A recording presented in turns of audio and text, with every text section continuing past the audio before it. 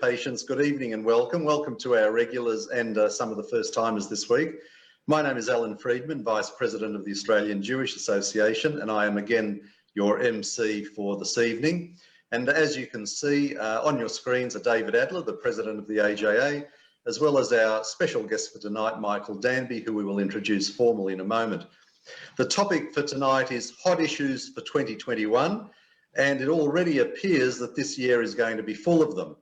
The format will be as usual. We'll chat with Michael for about 30 minutes or perhaps just a little less this evening, and then we'll open up for questions from the audience. Just a reminder, if you want to ask a question, just click the raise hand icon so that we get the signal, and as usual, the chat function is available for people to use. Michael Danby will need very little introduction to this audience, as he is the recently retired Labor member for Melbourne Ports here in Melbourne, which for our interstate audience comprises the St Kilda, Caulfield suburbs with their large Jewish populations. Michael held this position for just over 20 years and was valiant in his support for the Jewish community in Israel. And unfortunately, there was never any shortage of critics on both sides of politics that needed to be educated on the truth regarding the Middle East. Michael has held a string of parliamentary memberships and committee positions, which I won't outline here as it would take too long, but without any doubt, he is a friend of ours and has taken the fight right up to the Greens and some of the media, such as the ABC, who both have a long history of bias against Israel. Michael has always been very generous with his time, and he was one of the first guests we had about 7 years ago when Michael Bird and I were doing Nothing Left on J-Air, Melbourne's Jewish community radio station. Michael, thanks for joining us this evening. It's good to catch up again. Thanks, Alan. I want to congratulate your organisation on its very principled submission on behalf of the Uyghurs in Western China. You're very principled and ethical to do that. It's a terrible situation, and kol hakavod. Yeah, thanks, Michael. We'll get to that, I'm sure. But to start the process going, I'll hand over to David, who's got a few questions for you. Actually, we like to be spontaneous and unscripted, and Michael's raised the issue of the Uyghurs, and I just want to show everyone on the screen share, and I won't do that one. A very important document, one that we're quite proud of. It is on our Facebook page. This is a letter of thanks from the Australian Uyghur community. On behalf of the Uyghur community in Australia, we wish to extend our utmost gratitude to AJA for supporting, etc. And Michael, you've taken a very principled stand on that as well. The particular submission addresses a bill which is currently before a Senate inquiry about a proposed trade ban. Now, we don't profess any expertise on the proposal to ban goods made by the slave labour of Uyghurs, but we do feel very strongly that if the lesson of never again means anything, then a Jewish community needs to speak out. So from a Jewish principle, how do you feel about what's happening in China? Particularly with the people, there's 7 million of them or more, maybe 10, who live in Western China. They're Muslims, they're Turkic people. They don't look like Han Chinese. And the BBC had a program, current affairs program, a couple of days ago about the mass sterilisation of Uyghur women. This is horrific. And it's boasted about. It's not as if it's a matter of question, you know, or the Chinese didn't do it or they did do it. You know, they were involved in the Wuhan biowarfare centre or not. No, the Chinese embassy in Washington boasted of this program. It's so bad that Twitter took it down. So they don't only take down the President of the United States, they actually took off the Chinese embassy in Washington for its boasting about mass sterilisation of Uyghur women. Now, something is going on in China with these people, David. Someone sent drone footage of thousands of Uyghurs at a train station, blindfolded and trussed, being deported to these camps that the Chinese have for them. So it's a very serious situation. I'm very sad that people in the left of politics who are used to be internationalists do too little about this. Where are the Greens? Where are the millennials? Where are the university students? This is the worst situation since the Second World War. Worse than Bosnia and Serbia, and people do so little about it and say so little about it. But it's of wider importance than that. It's an insight for everyone who's listening into the nature of the regime in Beijing. Since Xi Jinping became a dictator a few years ago and abandoned the two terms leadership, that regime has become confident, aggressive, militant, and it's willing to do horrible things like this and get away with it. I mean, I shouldn't just blame the university students, David. I should also say, where are the Muslim states? Incredible. Look, I think, and we've asked that question as well, and the only answer we can come up with, Michael, I don't know if you've got a different understanding, is that China has demonstrated, and it's demonstrated it to Australia, that it's got enormous economic power and it's not reticent in using it aggressively. So that's the only explanation. Well, there's a brilliant article that describes the suborning of US elites in politics, the media and business, called 30 Tyrants in Tablet magazine. I urge everyone to read it because it's the model of what the Chinese are doing around the world. They are not like the Soviet Union, able to convince people to sort of spy and suborn and be subservient for ideological reasons. They pay everyone. So there are all different levels of crooked business taking place. I mean, in the middle of all of this stuff with the Uyghurs, it's shocking that Angela Merkel, who I thought was a person with some heart, and the EU signed a trade pact with China. It's as if, you know, the world is completely disconnected.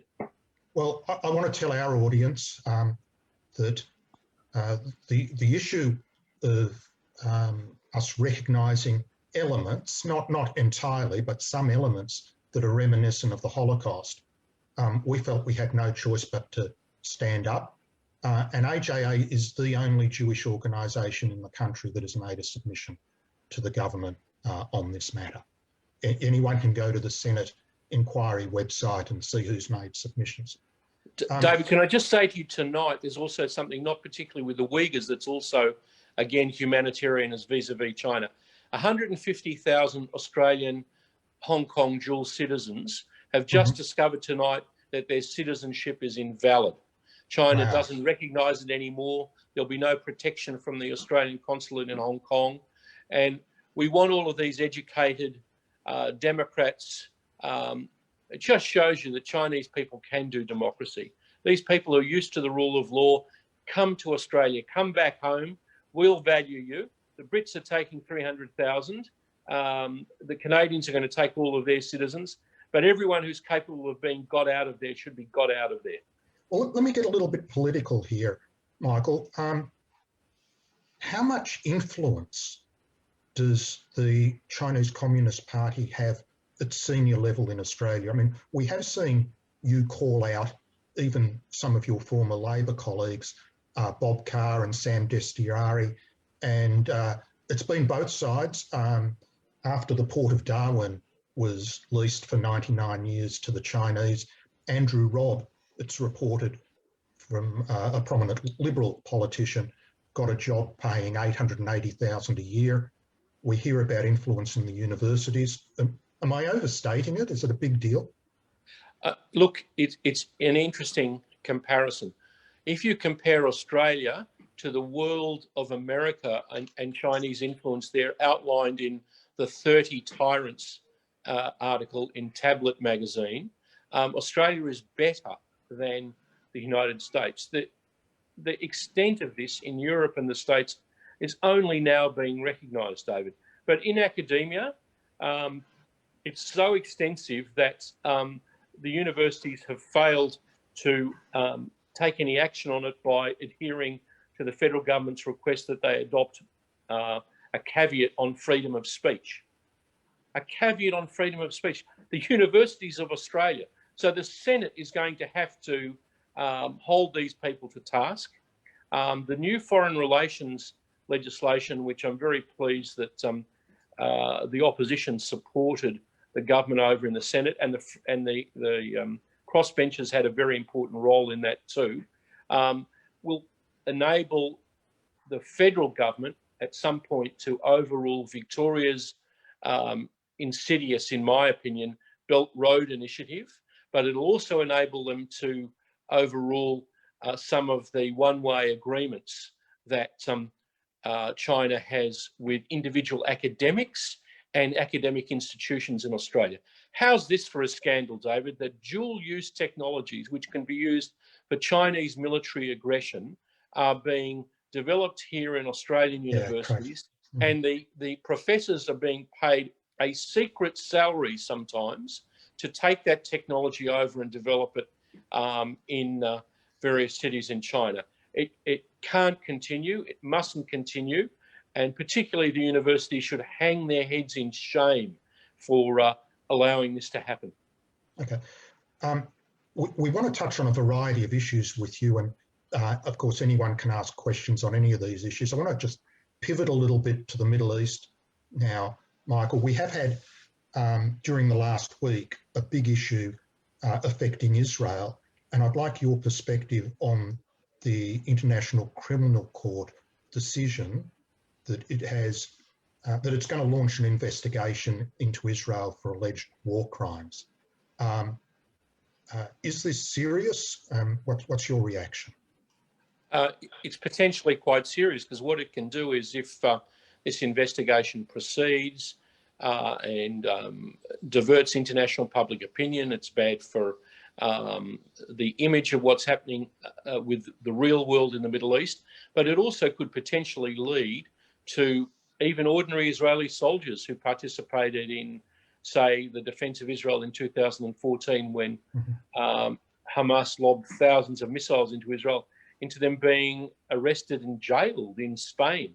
Remember, this happened, or nearly happened, with the European, some of the European judges already. There were various Israeli politicians and members of the general staff who were afraid to travel to Europe. So it's potentially a serious thing. It's so against the spirit of the times. We're just talking about the Uyghurs. I mean, where is Mrs. Bensouda and the International Criminal Court with the more than 1 million people being forced into concentration camps in China? Where is she with the forced utilisation of Muslim women? I mean, this is appalling. And the context is also the Abraham Accords. I mean, Israel and the Arab states are making peace, and the International Criminal Court wants to single out one country of all the countries in the world and claim that there are war crimes taking place in the West Bank and Gaza. It's really, in context, outrageous. In context of what's happening and some of the real issues around the world, also, just one-sided, appalling, biased, and an indication of why Israel and the United States haven't signed on to the International Criminal Court. Indeed. And the ICC actually formally rejected an application to look at what's happening to the Uyghurs in China, saying that China was not a signatory to the Rome Statute, neither is Israel. But there we are. Now, we can't let you go without getting your perspective on Iran, the JCPOA, and what you might see happening over the coming months with Iran, Michael. I know you've been very outspoken on this as well. Well, I never accepted the neutrality that Australia had when Julie Bishop was Foreign Minister about the JCPOA. I've always opposed it. And I don't care whether the Biden administration readopts it. I do care because I don't think they will. The good piece of news is, David, is that the new president was asked a question about this on CBS on Sunday, and he said that the United States will not be signing the treaty until Iran readopts its obligations, which includes only having 200 kilograms of 3.5% enriched uranium. They now have nearly 3,000 kilos of 20% enriched uranium, which is easy to dash to the bomb. The second thing that is very ominous too is they fired a missile into outer space, the Iranians, which has a payload that could accommodate not just a satellite, but a much heavier missile. And its range, of course, includes all of Israel and Saudi Arabia, but is as far as Bucharest. And the third thing that is bad from the Biden administration that contrasts to that statement of the president is the taking off the terrorist label off the Houthis. Yes. The Houthis are allies of Iran. And in North Yemen, they've just established a long-range missile base which threatens the entire Red Sea. And every day you can hear the Houthis screaming that they're going to attack ships of unfriendly nations. Now, remember, most of the world's trade still goes through the Suez Canal. There's no one to remember the reasons that precipitated the Six-Day War. Of course, so the Iranian missile base in the north of Yemen, the firing of the long-range missile with a potential nuclear bomb payload, and the fact that the International Atomic Energy Agency and even Europe have condemned the Iranians for this massive growth in the amount of fissile uranium that they have. The IDF was recently stated publicly that they're looking at plans for if it should be necessary to take out the Iranian nuclear facilities. Now, let's hope it doesn't come to that, but do you see that? I mean, is that just saber rattling, to use the expression, or is it a real possibility that Israel might be forced to act? Well, I think that that was the Ramatkal Aviv Kochavi in a speech to Mr. Lowy's funded institute in Tel Aviv, the INSS. So it's very unusual for an Israeli chief of staff to tell a new American administration that they mustn't adopt such and such a policy because otherwise the Israelis would have to consider their military options. But that's an indication of how sharp events are. And I think that the president's statement to CBS and Mr. Blinken, the new Secretary of State's reassurances will mollify the Israelis to some extent. But they simply cannot allow Iran, which is a genocidal regime, which repeats its genocidal views all the time, to get a ballistic missile with a nuclear warhead that could potentially threaten Israel. The Jewish people have every reason to believe these kinds of threats based on our history, and I think the Israelis are very capable of standing up for themselves. It's a country nearly of 10 million people now, and I have belief that General Kochavi means what he says, and I hope that's heard in Washington and particularly in Tehran. Let me ask you about a couple of other things related to the Biden-Harris administration, Michael. As far as we know, at this stage, there has been no telephone contact between the President of the United States and the Prime Minister of Israel. At Secretary of State, Foreign Minister level, there has been. Gabby Ashkenazi and Tony Blinken have spoken a couple of times. What do you make of that? Normally it's reasonably high on a new president's list to speak to the Israeli leader. It hasn't happened this time. Yeah, I was more worried about this than I am now. The secretaries of defence have spoken to Apparently, Biden has only spoken to 10 people around the world, and the Prime Minister of India hasn't received a phone call either. So ScoMo's got a couple. The Japanese have got a couple, and some people in Europe. I think America is so divided and deranged, if you ask me, to some point, that looking out to what's happening in the wider world is less of concern to them than tearing each other apart. And I think that's sort of, unfortunately, the zeitgeist of the beginning of the Biden administration. However, it doesn't mean that the commitments of the new administration to Israel are any less strong than they are. We still have to watch it, and I'll be pleased, whoever is the leader of Israel, whether it's Gideon Sa'ar or Bibi Netanyahu after the elections, that they get a phone call. Maybe they're waiting for the election. One of the priority issues of HAA in the last couple of years has been to expose and try to get some reform of foreign aid when we could demonstrate there was a link with terrorism, either the UNRWA money that incites terrorism through its education, or the grants that went indirectly to the PA and enabled the pay for slay. And we achieved two significant successes in Australia. But the noises before the US election was that the Biden-Harris administration would restore money to both UNRWA and to the PA. Do you see that as inevitable, or now that they're faced with the harsh reality of being in government, that because they've got the Taylor Force Act, which wasn't there in the Obama administration, etc. So my question is it inevitable that there'll be more money for UNRWA and indirectly the PA? I think it is. I think the PA is getting its act together by ostensibly having an election. We'll see if that takes place. It'll make it very difficult for the American administration if Mr. Abbas remains 17 or 18 years into his 4-year term.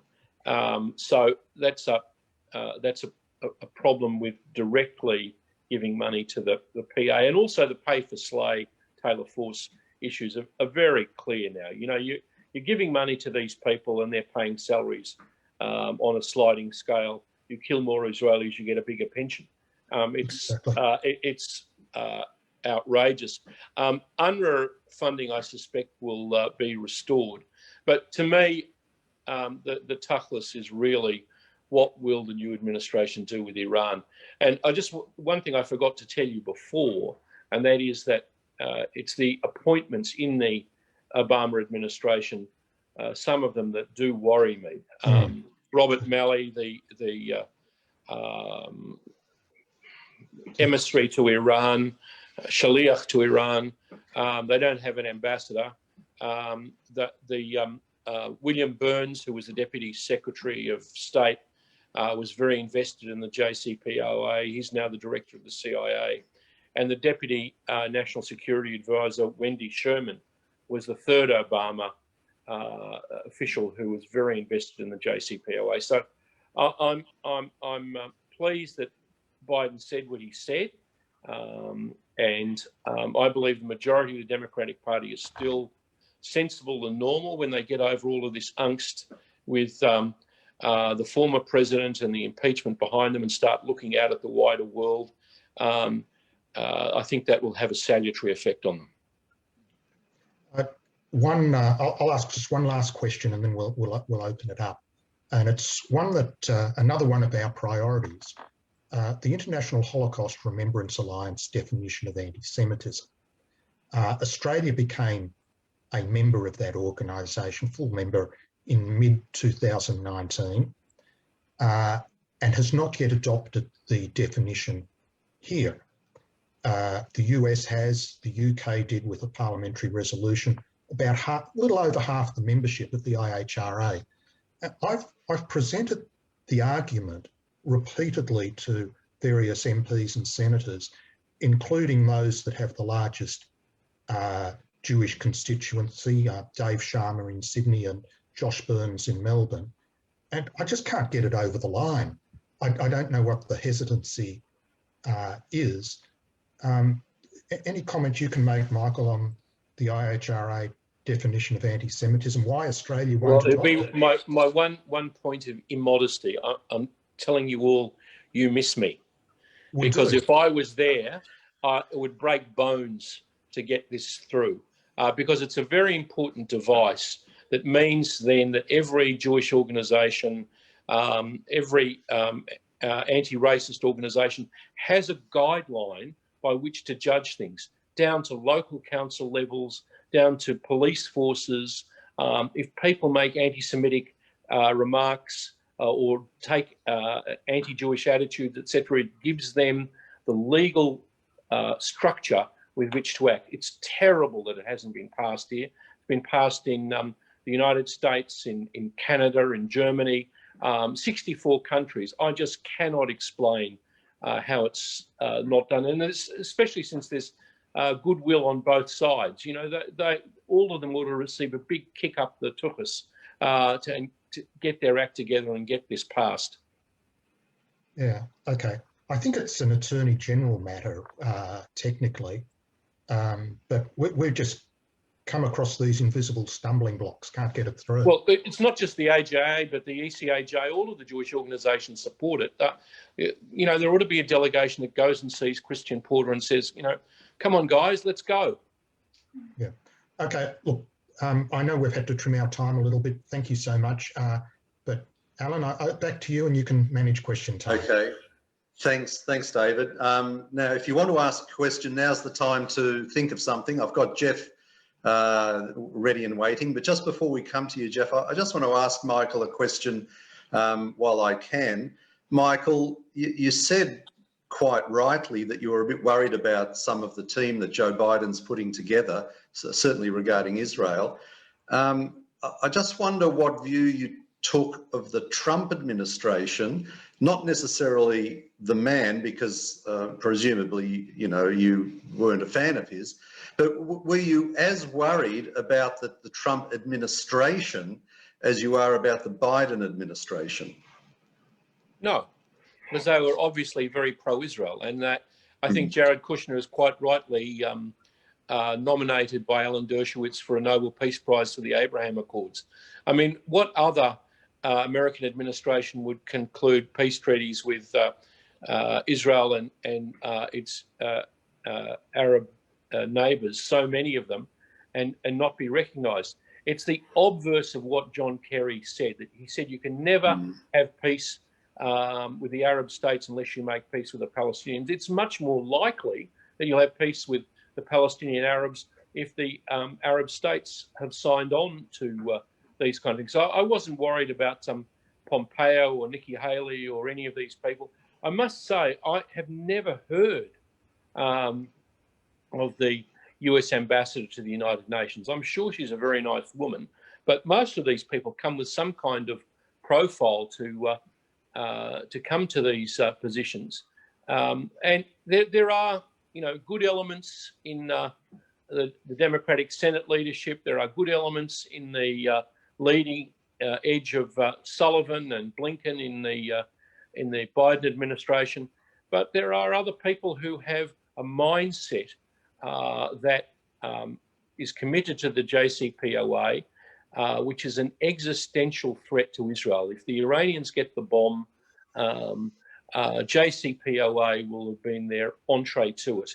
And I wouldn't like the fact that three officials, Sherman, Malley and Burns, are so committed to undoing what Trump did that they don't recognise the changed circumstances, Iran's ballistic missile tests, its vast increase in fissile uranium, and the peace that the Abraham Accords has brought to the region.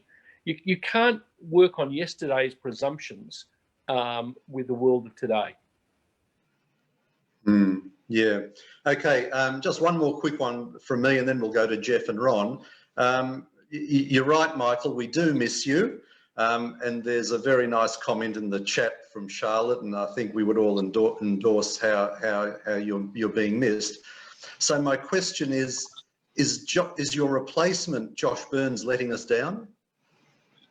Do you really expect me to answer that? Of course he isn't. But, you know, like he's in his first term, and, you know, it's a very big strain going to Canberra when you've got a young family, and he's, I'm sure he's doing his best, and he's done good things elsewhere. All I'd say is that in my first term, I'll never forget being confronted by Amanda Vanstone in the corridor, who sort of, when she put her hands on her hips, looked a bit like Auntie Jack. And she said to me, because I had embarrassed them so much over sending Konrad Kalej, the Nazi war criminal from Lithuania, getting him to Australia. She had to change the law. And she said to me, in front of all my Labor colleagues coming out of the caucus, "Well, are you happy now?" And I was. So you can do things as an individual backbencher. Do first termers tend to ask their predecessors for advice, particularly if they're from the same party? They do, yeah, and they get it too, but they get it privately, not on Zoom broadcasts to the AJ. However friendly we are. So have you been asked for advice? Yes, and I've given it. Okay, all right. Thanks, Michael. Let's go to audience questions. Jeff, you've been waiting very patiently, so please unmute yourself and ask your question.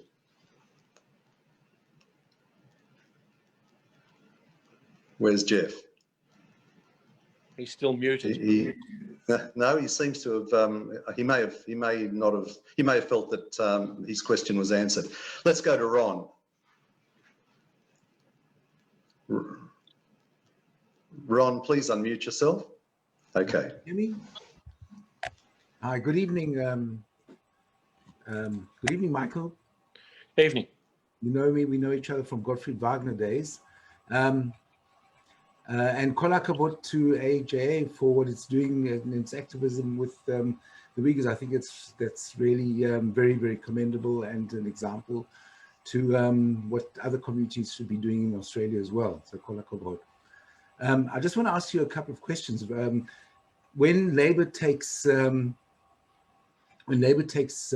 forms government eventually, do you see Australia moving towards the EU position regarding the Palestinians and the recognition of the state, or the so-called state of Palestine?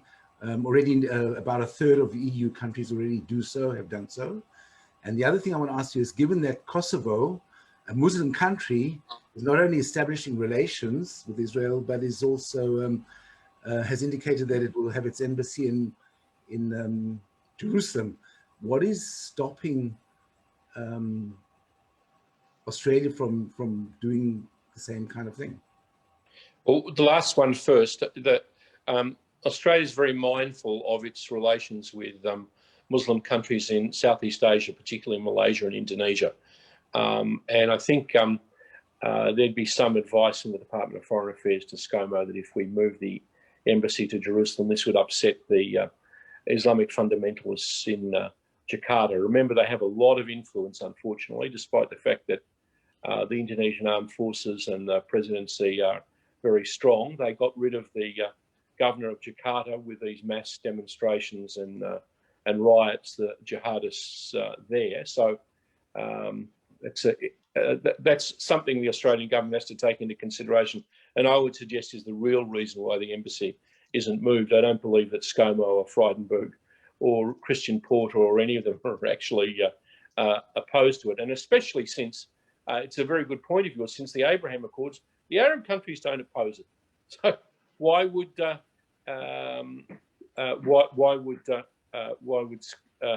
ScoMo? So I think it's the local circumstances.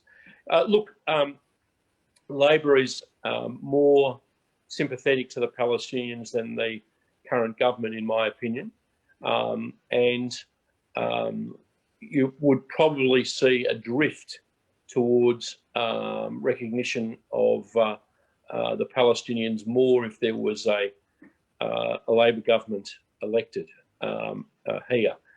Having said that, Albanese and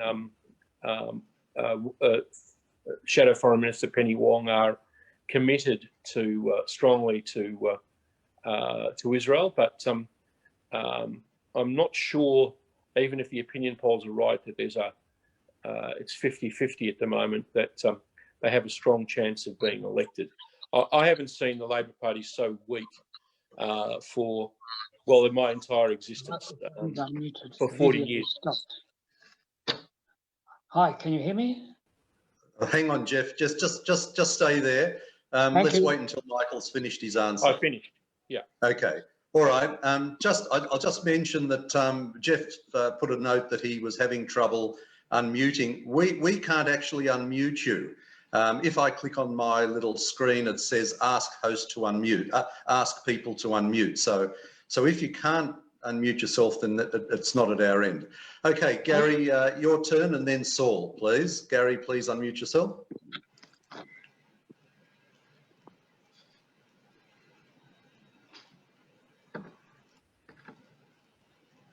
Got it. Okay. Thanks, Michael, for your 20 years of really good service to the community and to Australia. An odd question. In the back corridors and the bars of Parliament House, is there more anti-Semitism and philo-Semitism than we may know of from outside, both to do with Jews in general and with respect to Israel? Well, first of all, there's not many bars in Parliament House anymore. It's mainly restaurants outside where people get to sort of a small slice of normality outside that bubble. When I was there, the Australia-Israel Parliamentary Friendship Group was probably the most active of any in Parliament House in terms of particularly dinners and functions, etc. We had a marvellous farewell to various ambassadors, Rotem and what was that wonderful fellow from who was originally from Turkey. He had 350 people turn up to his farewell at Parliament House. So, I think there's a lot of actual philo-Semitism. I don't want to exaggerate this, but the Seinfeld effect, if you know what I mean, there's a sort of soft interest in Jews that people think they're funny. A lot of people have been to Israel either on their own paycheck as a kibbutz volunteer or on one of the many Jewish community organisation delegations, and that's had a profound effect, a very good effect, particularly good effect in Australia's interests. So what has been the change that I saw over the 20 years that those trips had? It had this effect. People understand terrorism. People understand the issues behind it. And that has raised the level of consciousness in the Australian Federal Parliament about counter-terrorist issues. So when we had jihadist attacks in Australia or on Australians, etc., people's deep knowledge, MPs and senators, because they're travelling to Israel and their connection since and their reading of literature, it's all contributed to a higher level of debate here in this country. And I think you can tell the difference between Australia and New Zealand on national security issues. And part of the reason is Israel. Yeah. Okay, Jeff, if you're able to unmute yourself, let's come back to you and you can ask your question. Okay, it seems that I will be able to speak and not be seen, which is just as well, because I'm not able to reciprocate to Michael because I'm wearing only a T-shirt and I can't wear a tie. C'est la vie, c'est la guerre. Sound like Tony Soprano. Here's the question. Here's the question, Michael. You've done such a fantastic job with respect to standing up to anti-Semitism in your own party. Why, for heaven's sakes, don't you change allegiances and join the Liberals? Okay. First of all, Jeff, you, as a member of Mizrahi, you know very well you never leave your tribe.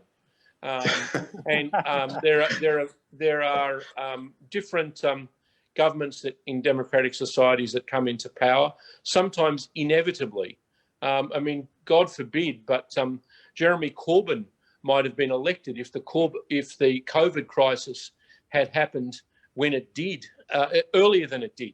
I don't think poor old Boris Johnson's handling of it has been that great, and it might have caused a lot of people to come into office. You don't want either in America here or the United Kingdom, or in fact in any other democratic country, for there to be a one-sided extremist view in politics. I have to say I'm very disappointed with the stances of some of the Polish and Hungarian governments. So there's an example of the right-wing regimes not being the kind of in the kind of zeitgeist that I would like. So it cuts both ways, and we want to.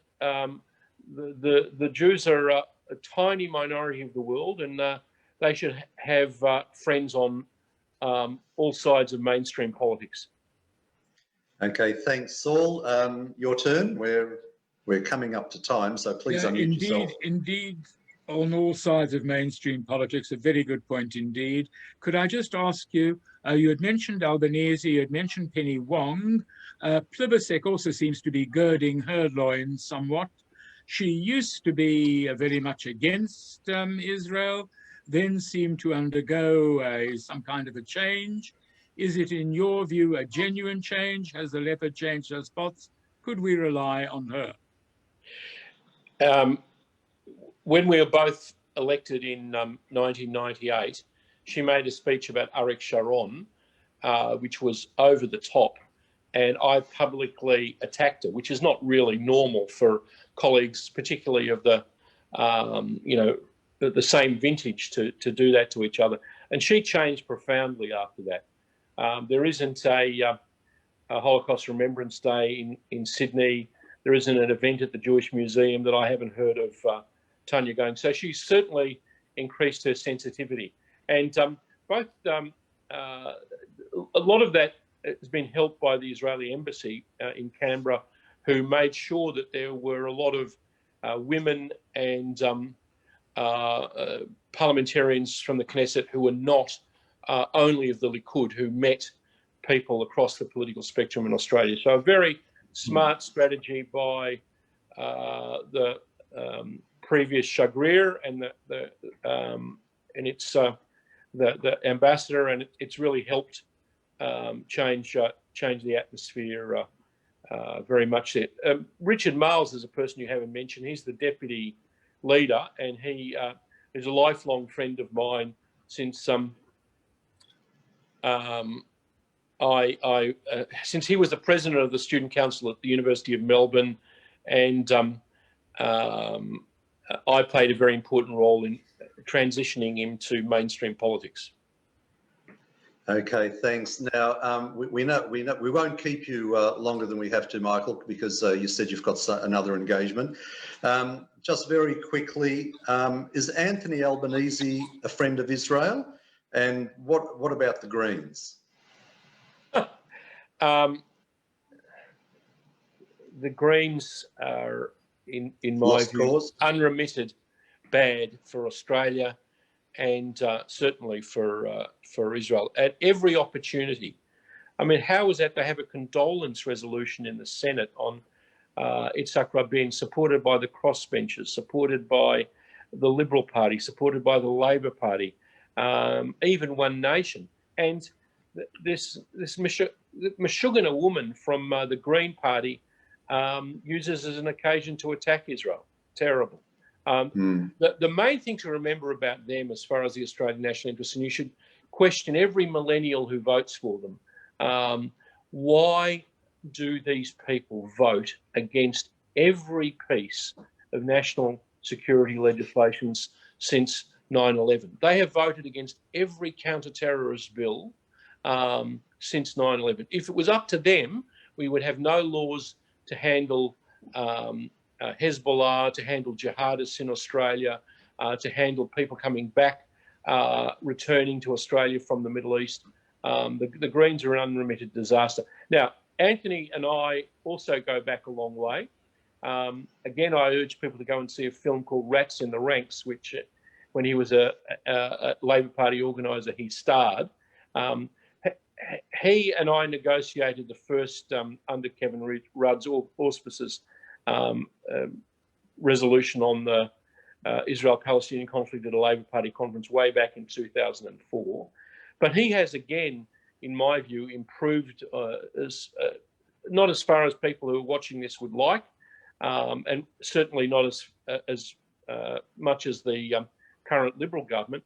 But he recently said to me a couple of years ago, when Merav Michaeli, who was the Labor Party emissary who the embassy brought to Australia, that it was great to meet people like that, that it made him feel a lot easier with dealing with Israelis, and he understood better the spectrum of opinion there.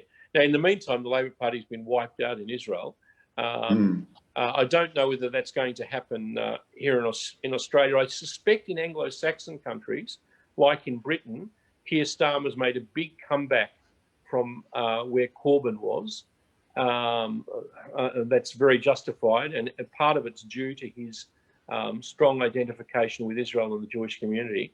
And I think Anthony knows that the Green position on Israel is a disaster. Just to remind you one thing about him. The Marrickville by-election in Sydney, Anthony Albanese stood with me on polling booths, handing out stuff against the Green candidate who wanted to support BDS. I think that was a remarkable transition, and that was the only electorate that had a swing so small that the seat was kept. That was the disastrous election when Christina Kennelly had 20% swings against her.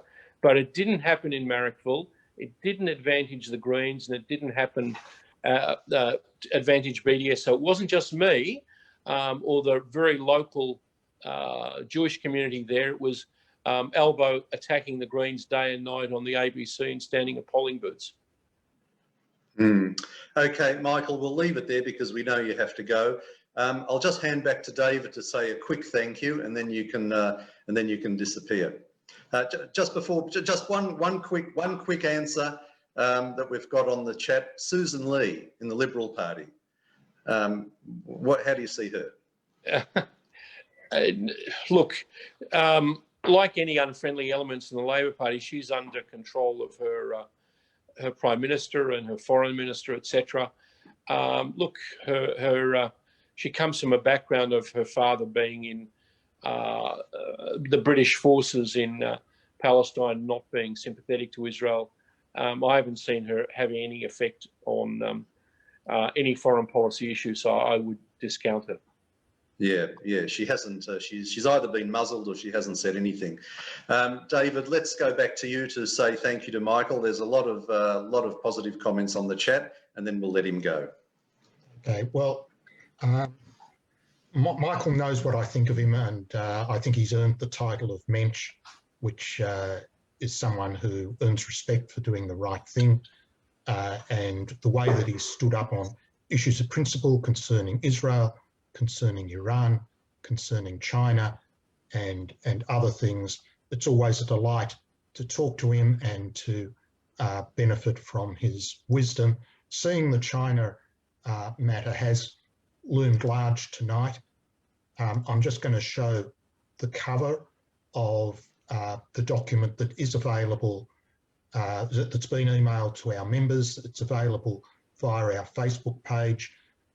That's the cover of our, it's not a long submission, but it's a principled submission to the Senate Foreign Affairs Committee. And as you can see, it's dated only a few days ago. And it leads me on to the next important thing, which is to let everyone know what's happening next week.